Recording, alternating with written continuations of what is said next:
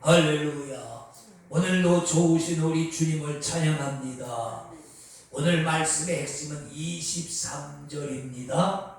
23절 주목하시고, 오직 크게 삼가서 그 피는 먹지 말라, 그렇게 말씀하시는 것. 그래서 피는 생명이다 라는 제목으로 우리 같이 은혜를 나누기로 하겠습니다. 그 23절에 그랬죠. 피는 그 생명인즉. 성경은 아주 피에 대해서 대단히 많이 강조합니다. 왜 그러냐? 그 피가 생명이기 때문에 그렇다. 그래서 이제 우리 기독교를 피의 종교라 그렇게 말을 해요. 기독교는 피의 종교다. 왜 그러냐니까 모든 것이 피에 근거하기 때문에 그래요. 구약 성경의 제사, 즉 예배라고 하는 것은 짐승의 피를 드리는 것이 그 제사의 핵심입니다. 여러 가지 떡도 드리고 이렇게 술도 이렇게 부어드리고 물도 뿌리고 향도 사르고 그런 게 있지만 그런 거 다 부수적이고, 구약의 제사의 핵심은 짐승의 피, 송아지와 양의 피를 하나님의 제단에 뿌리는 겁니다. 그게 구약 제사의 핵심이에요. 그거 빼놓으면 아무것도 아니에요. 근데 또 신약에 넘어오면 뭐예요? 예수님의 피가 우리 복음의 핵심이다, 그런 말씀. 마태복음 26장 28절에 예수님께서 6월절 마지막 잡히시기 전날 밤에 제자들과 6월절 저녁을 잡수시면서 잔을 따라서 제자들에게 주시면서 이것은 너희를 위하여 흘리는 피, 곧 나의 언약의 피다, 그렇게 말씀. 포도주를 따라주면서 이것이 너희를 위해서 흘리는 언약의 피, 나의 피, 언약의 피다, 그렇게 말씀해줘요. 그게 복음의 핵심입니다. 그래서 나는 공로 없도다, 예수의 피밖에 없네. 나의 죄를 씻기는 예수의 피밖에 없네. 평안함과 소망도 예수의 피밖에 없네. 다시 회복하는 것도 예수의 피밖에 없네. 영원토록 우리가 할 말은 예수의 피밖에 없네. 찬송가에 있는 252장에 있는 그 말씀이죠. 복음의 핵심은 피예요. 예수의 피. 그래서 신구약 성경을 통해서 이 기독교는 피를 강조하는 피의 종교다, 이렇게 우리가 말씀할 수 있죠. 히브리서 9장 22절에 그런 말씀, 피 흘림이 없은즉 죄 사함이 없느니라. 왜 이렇게 구약 성서에는 양, 송아지와 양의 피를 흘리고 신약에 와서는 왜 예수님의 피를 흘렸느냐? 히브리서 9장에서 말씀하시는 게 그래요. 피 흘림이 없은즉 죄 사함이 없다. 사람의 죄라고 하는 것은 너무나도 무섭고 무거운 거기 때문에 다른 방법으로는 그 죄를 사할 방법이 없이 할 방법이 없어요. 그 어떤 것도 사람의 죄를 씻을 수 있는 비결은 피밖에 없는 거야, 피. 근데 아까 피가 뭐라고 그랬어요? 피는 생명이라고 그랬잖아요. 그러니까 왜 그런 줄 아세요? 성경이 그랬잖아요. 죄의 삭은 사망이다. 죄의 대가는 죽음이란 말이죠.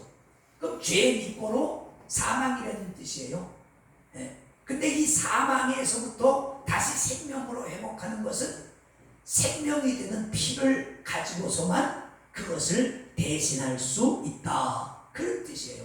그래서 피 흘림이 없은즉 사하심이 죄를 용서함이 없다. 그래서 구약 성경에서는 한시적으로 예수님이 오실 때까지 한시적으로 송아지와 양의 피를 잡아서 그것으로 하나님의 제단에 뿌리면서 대제사장들이 주여 우리의 죄를 용서하소서, 이스라엘의 죄를 용서하소서, 그렇게 속죄를 하고, 그것을 이어받아 신약으로 넘어오면 송아지와 어린 양의 피 대신 이제는 우리 주 예수 그리스도 하나님의 외아들인 예수 그리스도의 피를 통해서 그 속죄를 이루는 것입니다. 왜? 다른 것 가지고는 안 돼.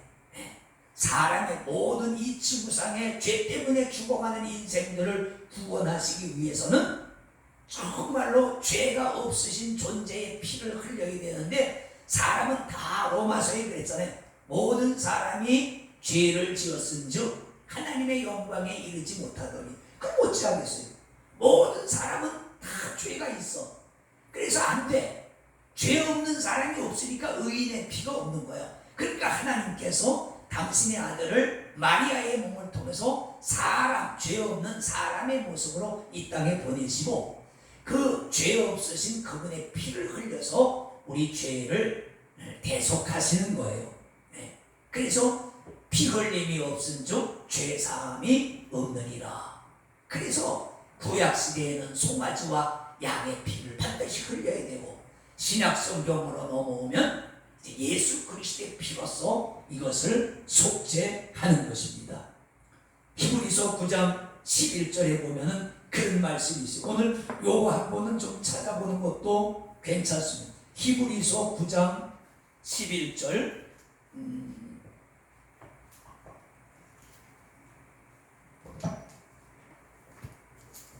제가 읽어드리겠습니다. 히브리서 9장 11절. 그리스도께서 장래 좋은 일의 대제사장으로 오사 손으로 짓지 아니한 곧 이 창조에 속하지 아니한 더 크고 온전한 장막으로 말미암아 염소와 송아지의 피로 아니하고 오직 자기 피로, 그 다음이 중요합니다. 영원한 속죄를 이루사 단번에 성소에 들어가셨느니라. 자, 단번이란 말은 두 번 다시 할 게 없다 그 말.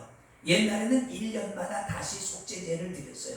1년에 한 번씩 속죄제를 드렸지만 이제는 그렇게 할 필요가 없는 거야. 왜? 예수님께서 단번에 단 한 번으로 자기 피로 영원한 속죄제를 지냈기 때문에 이제는 짐승의 피를 드릴 필요도 없고, 또 예수님이 두 번 십자가에 못 박힐 필요도 없는 거예요. 왜? 단 한 번으로 영원한 주님이 다시 오실 때까지의 속죄를 이루셨기 때문에 그렇게 된다. 그런 말씀입니다. 그래서 우리 신약 성경의 복음의 핵심은 예수의 피입니다. 그래서 우리가 찬송가 그러죠. 나의 죄를 씻기는 예수의 피밖에 없네. 252절 나의 죄를 씻기는 예수의 피밖에, 다른 게 없어. 예수의 피밖에 없어. 영원토록 우리가 할 말은 뭐예요? 그 피를 찬양하고 그 공로를 찬양하고 그 피를 믿는 것입니다. 예수께서 흘리신 보혈로 내 죄가 씻음 받았다. 이것을 믿는 것을 예수 믿는다.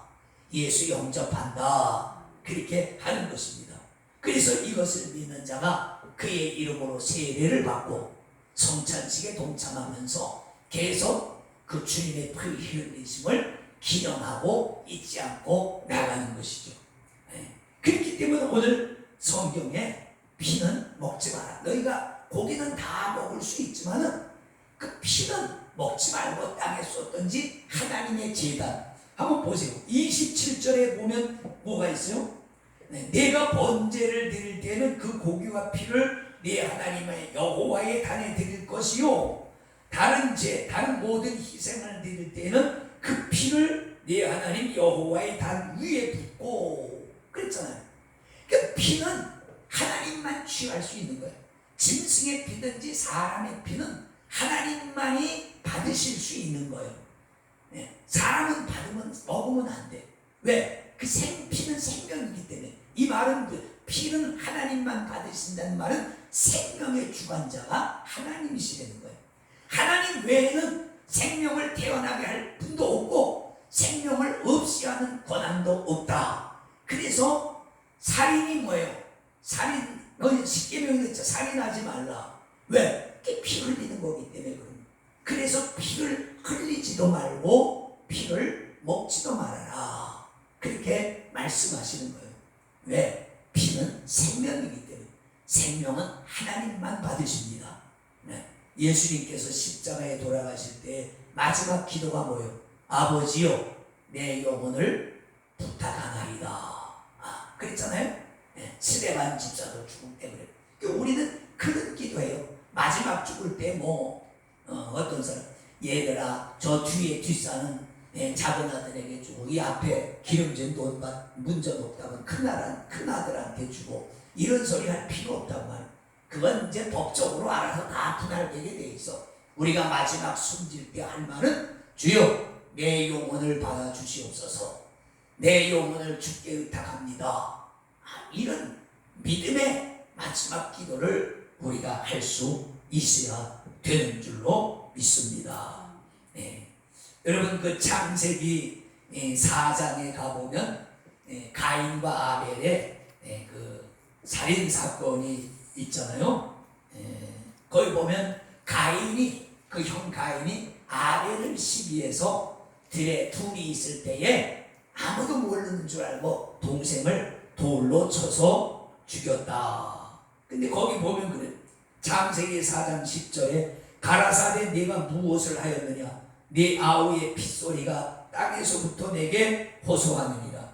땅이 그 입을 벌려 네 손에서부터 네 아우의 피를 받았은즉 내가 땅에서 저주를 받으리니 내가 밭가라도 땅이 다시는 그 효력을 내게 주지 아니할 것이요 너는 땅에서 피하며 유리하는 자가 되리라. 살인하게 되면 뭐예요? 내가 흘린 상대방의 피가 하나님 앞에 호소를 한다는 거예요. 주여 내 억울함을 풀어주시옵소서.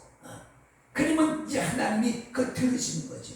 아무도 가인은 못 보는 줄 알았지만 아벨의 피가, 의인의 피가 하나님 앞에 호소를 하는 거예요. 그런데 그걸로 끝나는 게 아니죠. 땅이 내 동생의 피를 받아서 이제는 네가 땅에서 저주를 받는다. 그래서 땅에서 네가 하는 일이 잘 안 되고 네가 피하여 유리한 떠도는 사람이 되리라. 지금도 보세요. 살인죄 지르는 사람은 피해서 도망다니다가 일생이 끝나잖아요. 살인죄를 저지르면 평생 숨어 다녀야 됩니다. 잡혀서 감옥에 가서 평생을 썩거나 아니면 도망다니면서 살아야 된다면 여기 마찬가지. 피하며 유리하는 자가 되고 땅에서 네가 저주를 받으리라. 살인하고 잘 되는 사람이 어디 있겠습니까?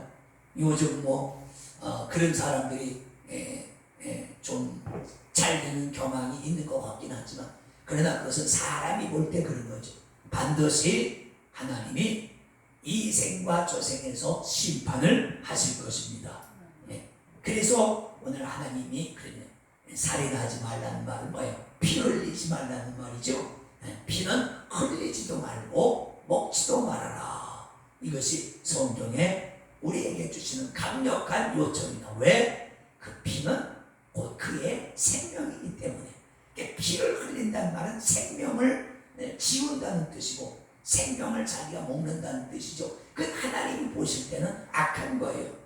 생명은 하나님만이 주실 수 있고 하나님만이 취하실 수 있고 하나님만이 좌지우지하실 수 있는 것이 생명입니다.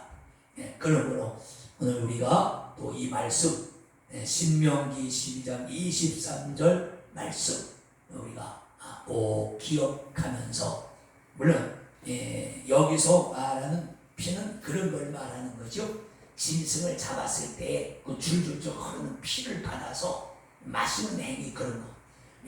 한동안은 그 부자들이 그 사슴 농장에 가서 사슴 피를 받아서 녹용에서 피를 받거나 그래서 바로 소주에 타서 막 그 뻘건 걸 마시는 그게 한때 유행됐었죠. 또 곰의 피를 이렇게 받아가지고 그 베트남 갔을 때의 그 모습 보여주네. 곰의 심장 어디에다 혈관에다 혈관 관을 호수를 꽂고 그 피를 그걸 받더라고요. 그래서 그걸 마시기도 하고 한국 사람들이 좋다고 마시고 그런 게 유행이 있는데 그런 짓 하지 말아라. 그 뜻이 그걸 먹는다고 해서 장수 안 되는 도장도 없고 그런 거 안 먹는다고 해서 뭐 연약해서 병 걸려서 죽는다는 보장이 없습니다. 그래서 성경이 그랬죠. 먹어도 유익함이 없고 안 먹어도 부족함이 없느니라. 음식은 그런 거예요. 네. 그죠? 음식은 우리 목숨의 그 연장을 위해서 우리가 살아서 일하기 위해서 먹는 것이죠. 네. 음식은 우리를 하나님 앞에 세울 수도 없고 낮출 수도 없는 거예요. 그건 구약시대에 한시적으로 사용한 것이지 주님의 성경에 그랬잖아요. 음식은 우리를 하나님 앞에 세우지 못한다 그랬단 말이에요. 음식을 가려 먹어서 거룩해진다고 좀 기독교나 하는 사람들이 그런 주장을 좀 자주 하죠. 네. 그래서 뭐 돼지고기, 오징어, 비늘 없는 거 가려 먹어야 된다 그러고 막 그러는데 그 음식을 가려 먹어서 거룩하게 되면 성경에 그랬을 거예요. 너희 음식 가려 먹고 거룩하게 되라. 근데 성경에 그런 말이 있습니까? 없단 말이죠. 네. 그럼 기도할 필요가 뭐 있겠어요? 예수 믿을 필요가 뭐 있겠어요? 음식만 가려 먹으면 되지. 그런 것들이 참 많아요. 이름을 잘 지면 복을 받는다. 그러면 뭐하러 예수 믿겠어요? 이름만 그냥 돈 몇만 원 주고 장병가한테서 이름을 내가 아는 사람이 하도 일이 안 풀리니까 이름을 바꾸면 뭐 될까 해서 이름을 바꿨대. 근데 잘 되긴 뭐가 잘 됩니까? 잘 될 사람은 이름을 안 바꿔도 잘 되고 안 될 사람은 이름을 안 바꿔도 안 되는 거예요.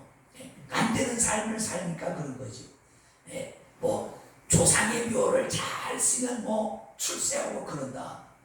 아니 왕들은 대한민국에서 가장 훌륭한 지관들을 모셔다가 자기 조상의 묘를 썼을 텐데 왜 다 그러면 왜 신라가 망하고 고려가 망하고 조선이 왜 망했겠어요? 산소를 잘못 써서 제일 좋은 명당에다 갖다 조상을 모셨을 텐데 그렇게 하잖아요. 왕이면 전국의 땅이 다 내 건데 제일 좋은 것을 골라서 갖다 그 부모를 묻으면 왕이가 계속 가야 될 거 아니야. 근데 안 되잖아요. 김종필 씨가 이장을 해서 조상의 묘를 바꾸면 대통령이 된다고 뭐라 그래서 그렇게 했는데 안 됐잖아요. 그러니까 될 사람은 하든지 안 하든지 되는 것이고 안 될 사람은 그렇게 한다고. 이런 미신들이 우리가 살고 있는 뭐 이사를 하고 혼인을 하는데 나를 잘 잡아야 된다. 뭐 잘못된 사람들은 결혼 날짜를 잘못 잡아서 뭐 가정이 이상하게 되는 거요. 뭐 집안이 우환에 있는 사람은 이사 날짜를 잘못 잡아서 그렇게 되는 거요. 다 아닙니다. 그런 건 안 믿으면은 그냥 아무 일이 없는 거예요. 사람이 만들어낸 머릿속에 미신 같은 것들이죠. 그러나 이것은 아니다. 하나님께서 직접 말씀하신 것입니다. 그러니까 우리가 이런 말씀도 신앙생활에 잘 참고를 하면 큰 도움이 될 줄로 믿습니다. 기도합니다. 아버지 감사합니다. 홀로 영광받아 주시옵소서.